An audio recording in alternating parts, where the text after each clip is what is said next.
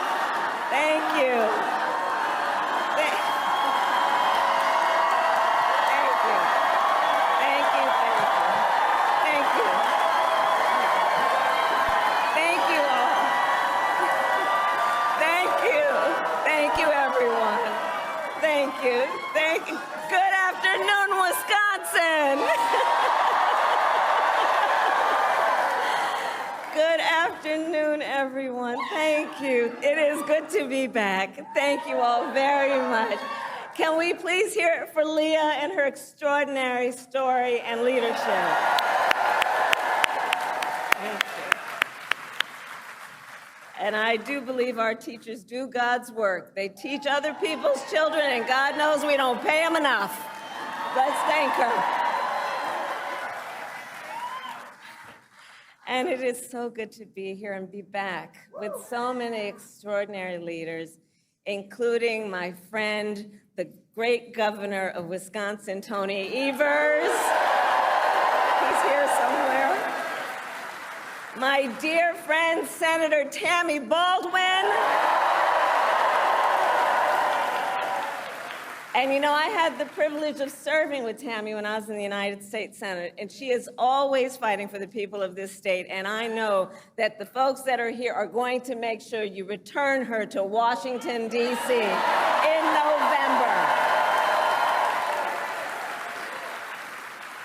Yes, we are going to elect her back to Washington, D.C. It is so good to be here also with Lieutenant Governor Sarah Rodriguez, Attorney General Josh Kaul, Wisconsin Secretary of State Sarah Godlewski, County Executive David Crowley, Mayor Cavalier Johnson, and the great State Party Chair Ben Wickler, who I have worked with. Ben, you and I have been working together for years, and I can attest he knows how to build the infrastructure that delivers wins up and down the ballot. Thank you, Ben.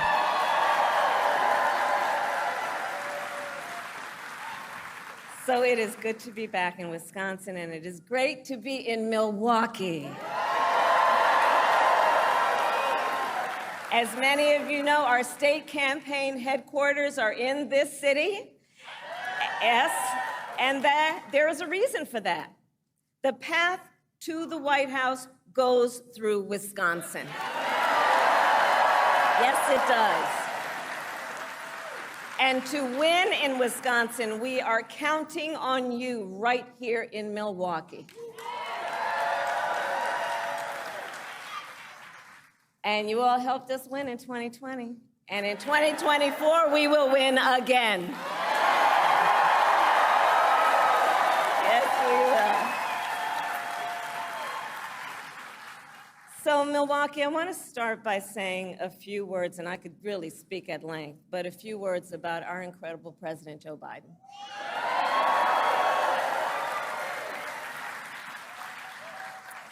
It has truly been one of the greatest honors of my life to serve as Vice President to our President Joe Biden.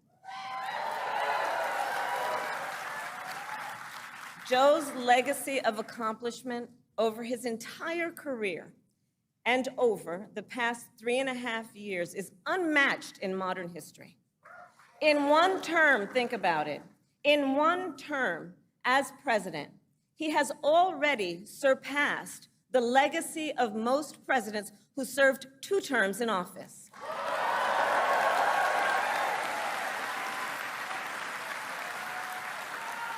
And I know we are all deeply, deeply grateful for his continuing service to our nation. I just think this is not a good strategy. I mean, like, I mean, I guess it's necessary, maybe, but I also don't get it because it's just like, I feel like you should thank Biden and then move on. You know, like, do you want to associate yourself with a loser? I don't get it. He had to step down because he was so unpopular. Like, at a certain point, shouldn't you be stepping away from that?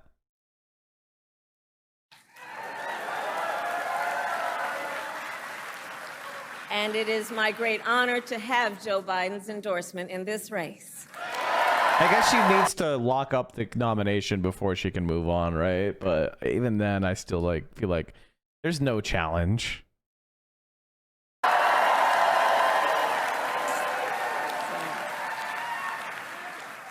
So, Wisconsin, I am told as of this morning that we have earned the support of enough delegates to secure the Democratic nomination.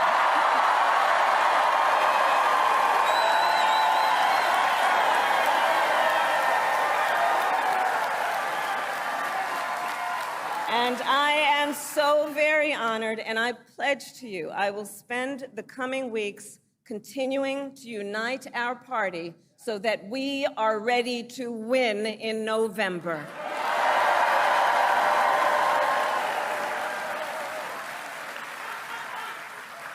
So, friends, we have 105 days until Election Day, and in that time, we've got some work to do. But we're not afraid of hard work. We like hard work, don't we? And we will win this election. Yes, we will. So as Leah told you, before I was elected vice president, before I was elected United States Senator, I was elected Attorney General of the state of California, and I was a courtroom prosecutor before then. And in those roles, I took on perpetrators of all kinds. Predators who abused women, fraudsters.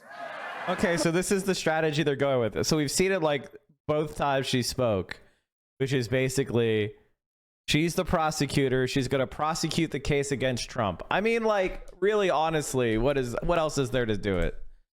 What else is to do it? This is her stump speech. Her stump speech is, I was a cop. I got bad people. Trump is a bad person. I'm going to get him.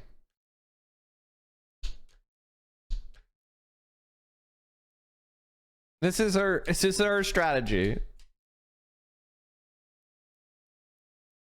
And like the advantage she has is that she doesn't have a crackhead son who's going to prison and is super corrupt. So like Joe Biden couldn't do this because of his crackhead son who abuses sex workers constantly and you know, is taking bribes from every fucking corrupt Eastern European country he can. So Kamala Harris's advantage is like her family is not full of complete fucking scum. Like Joe Biden's, you know, his son and brother.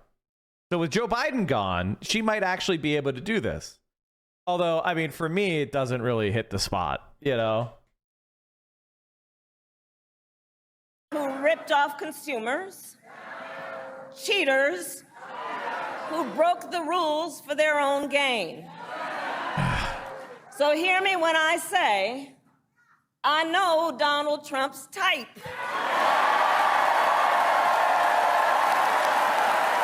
By the way, the weaponizing shit doesn't work because most people think Donald Trump is a fucking criminal.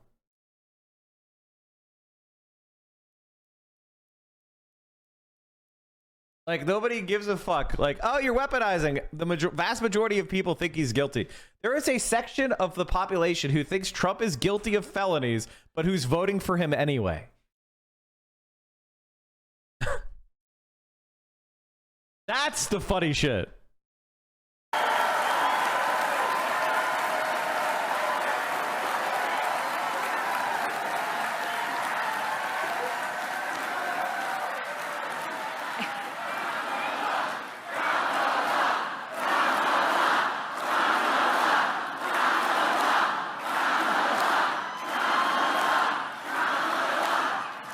And in this campaign, I promise you, I will proudly put my record against his any day of the week.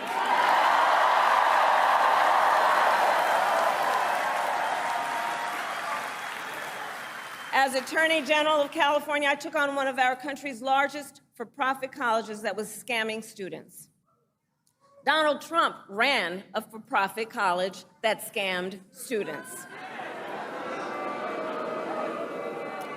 As a prosecutor, I specialized in cases involving sexual abuse. Well, Trump was found liable for committing sexual abuse. As Attorney General, she's going right for it. California, I took on the big Wall Street banks and held them accountable for fraud. Donald Trump was just found guilty of fraud on 34 counts.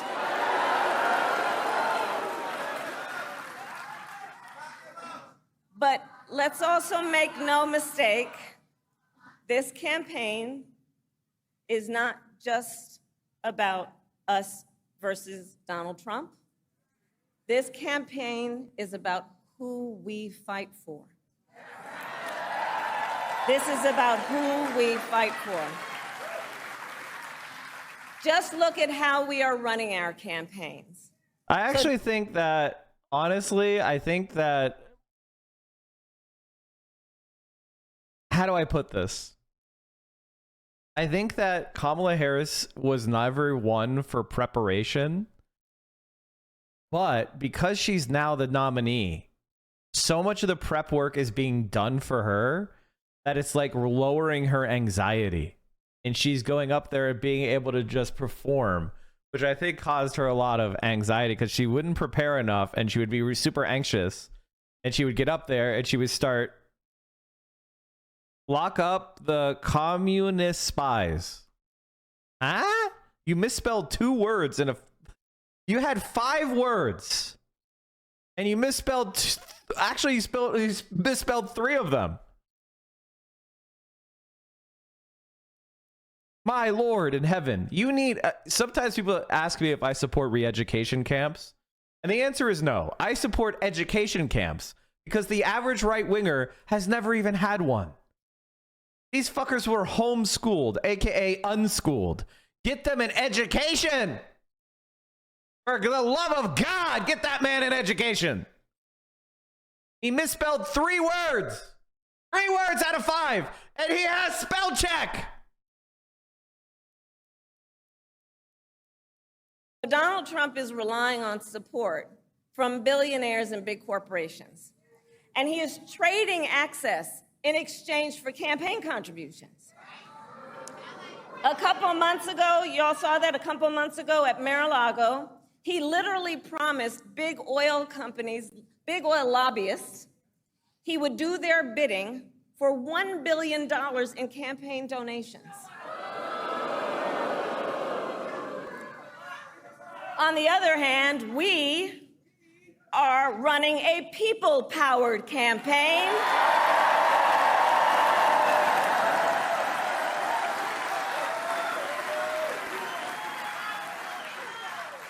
And we just had some breaking news. We just had the best 24 hours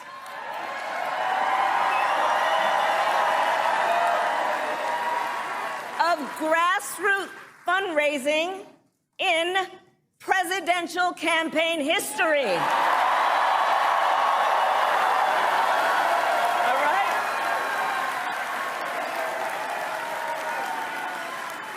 And because we are a people-powered campaign, that is how you know we will be a people-first presidency.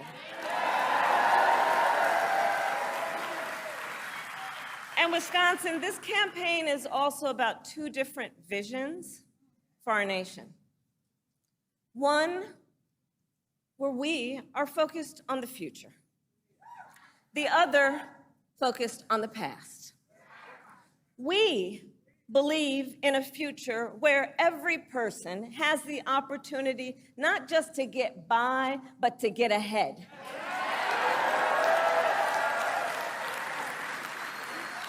a future where no child has to grow up in poverty. I just love how wrong.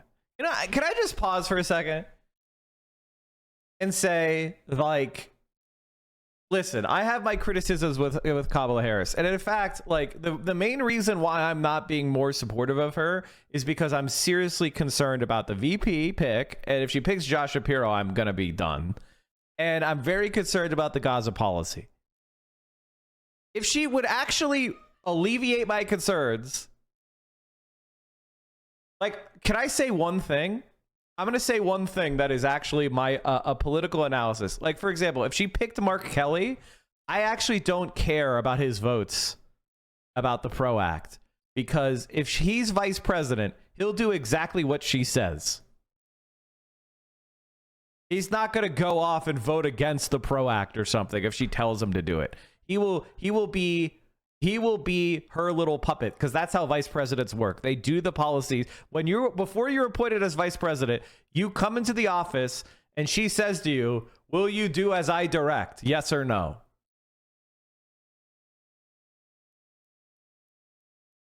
And if he says, no, I'm going to do what I want to do, then she'll say, fuck you. You're not going to get picked then.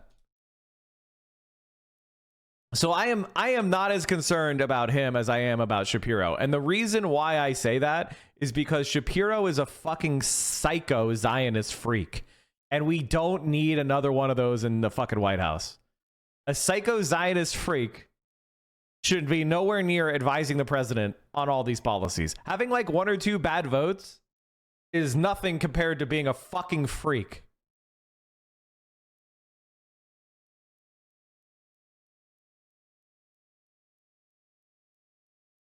And honestly, I don't think Josh Shapiro is all that fucking charismatic. As somebody who's known him for a very long time in person and have been to, I knew him before he was fucking attorney general. Okay? I knew him when he was the goddamn county commissioner of Montgomery County. Okay? Like, for the love of Christ. I don't think he's all that fucking impressive.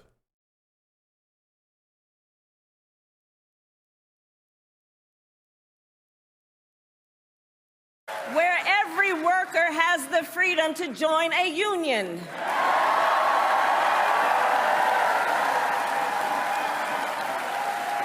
Where every person has affordable health care, affordable child care, and paid family leave. We believe in a future where every senior can retire with dignity.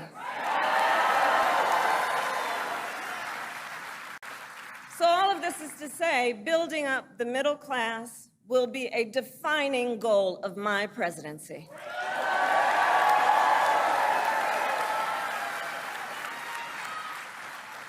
Because here's the thing we all here, Wisconsin, know. When our middle class is strong, America is strong.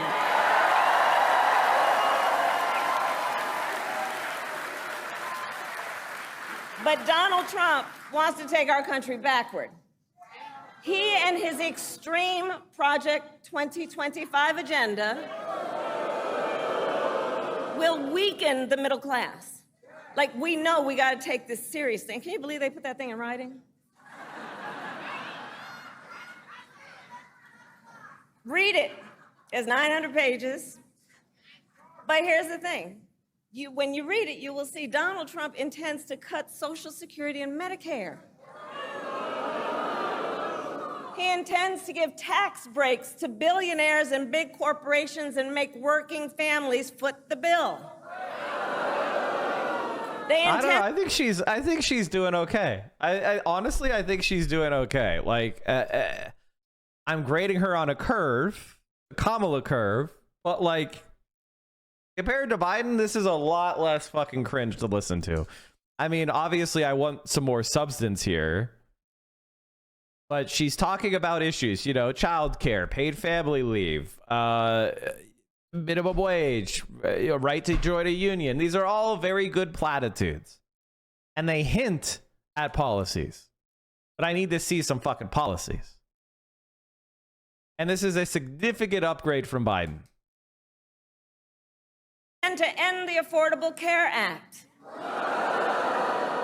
And take us back then to a time when insurance companies had the power to deny people with pre-existing conditions.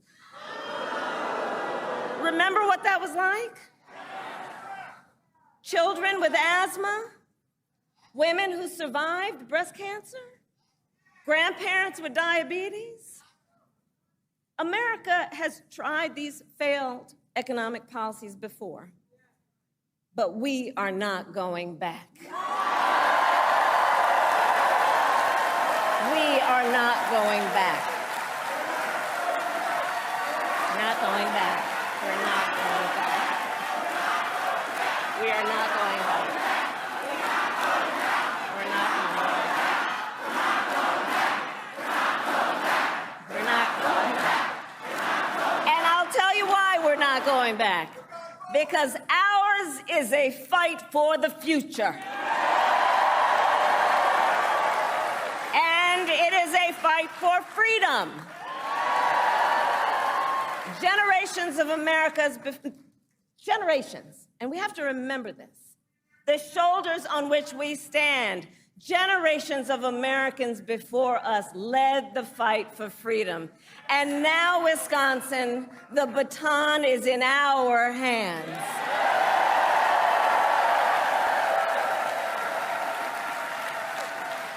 We who believe in the sacred freedom to vote will make sure every American has the ability to cast their ballot and have it counted. We who believe that every person in our nation should have the freedom to live safe from the terror of gun violence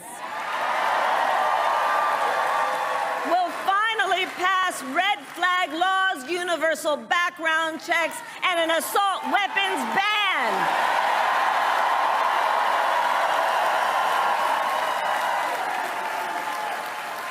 And we who believe in reproductive freedom will stop Donald Trump's extreme abortion bans because we trust women to make decisions about their own body and not have their government tell them what to do. I think, gosh, I mean, I think this is above the minimum that Democrats need to win. How did she just stumble out a campaign slogan? She's a little bit excited. I think she's doing fine, honestly. Like, I've watched a lot of politicians. I think she's doing fine.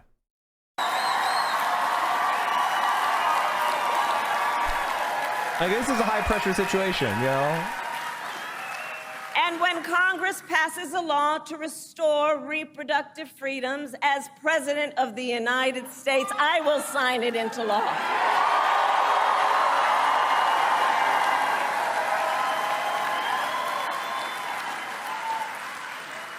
So, Wisconsin, ultimately in this election, we each face a question.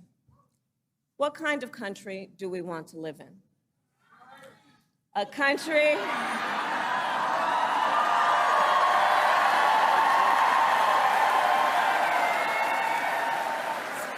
and to your point, do we want to live in a country of freedom, compassion, and rule of law, or a country of chaos, fear, and hate?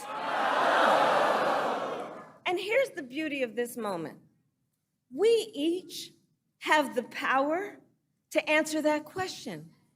The power is with the people. We each have the power to answer that question. And in the next 105 days, then we have work to do. We have doors to knock on, we have phone calls to make, we have voters to register, and we have an election to win.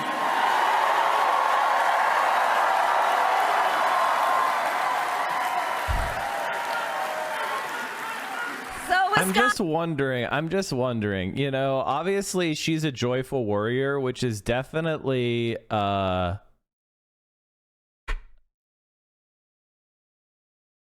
I think it's definitely going to shore up the Democratic Party quite a bit. Like, I'm trying to evaluate her honestly and from an ideological perspective. I think she's able to speak. It's a huge upgrade from Biden. She is a much younger woman. She has a certain easy, and she just seems kind of happy. And there's, you know, and honestly, like, you could trash her a lot, but like, you know, and I think the laughing was a huge issue. I do think she needs to work on like containing that as a nervous tick. It's very clearly that she laughs as a nervous tick. I do it too sometimes, actually. Like, if I'm trying to be nice and I'm in a situation where, you know, I feel a little bit uneasy, maybe I will let out a little bit of a laugh. That's been known to happen to me, so I get it. But I also know how to put on a war face, which is a little bit different. Which is like, you know, when you get serious, when you're like fucking pissed and you're locked in. I think that would be a good, and I think I've seen some of that, but that's not what this speech is for. This speech is for articulating a vision, drawing the contrast, speaking obliquely about some policies she supports, let people fill in the blanks, and you know, just demonstrate that her brain work. Today I ask you, are you ready to get to work? Do we believe in freedom? Do we believe in opportunity? Do we believe in the promise of America?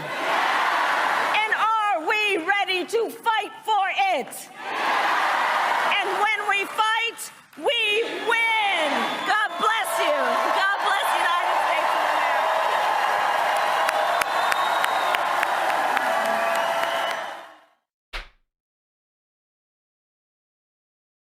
All right. I mean, you know what? I can't say it was bad. I think it was fine.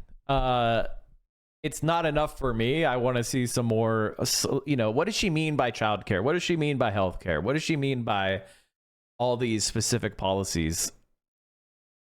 Is she going to put down an actual progressive vision? I think right now, though, here's what I'm concerned about. Is she's going to get surrounded by the same people that surrounded Joe Biden in the second half of his term, and she's going to tank her fucking policies.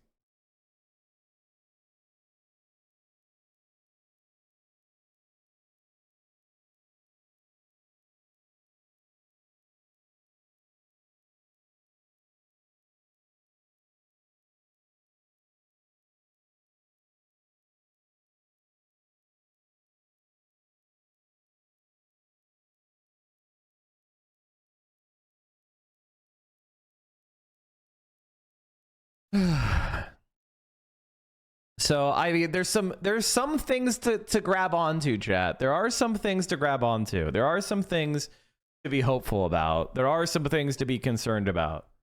You know, it seems like, according to the Washington Post,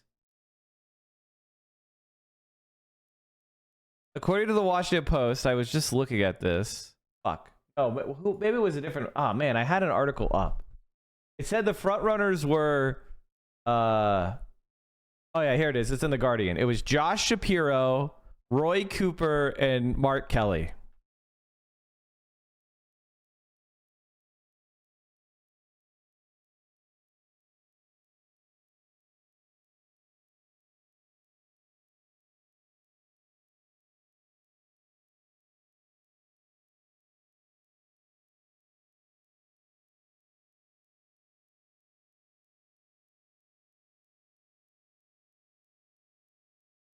These are probably my bottom three.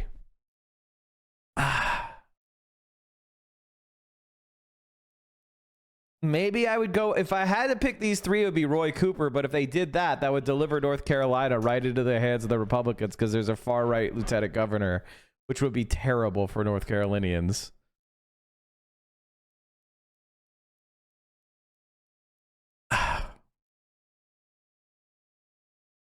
Mark Kelly, Oh man, these are shit. I don't like these.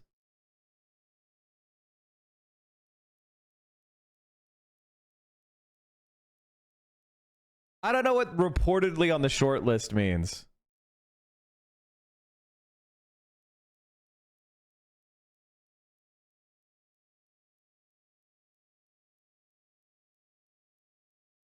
While Shapiro, Cooper, and Kelly are the only three to be publicly identified.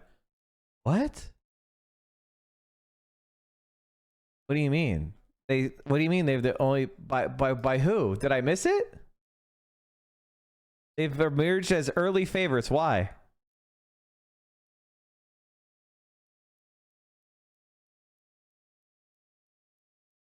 This is the worst article I've ever seen.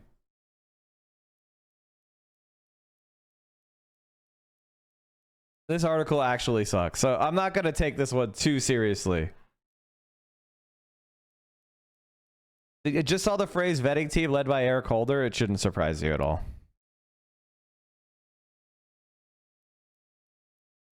We have to start memeing about JB? Absolutely.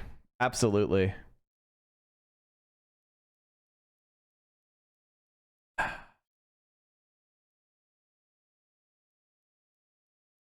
Shapiro is shit, but that makes sense because if they pick Josh Shapiro, I may actually lose my fucking mind. Like, he's the worst one of all of them. Like, the actual worst.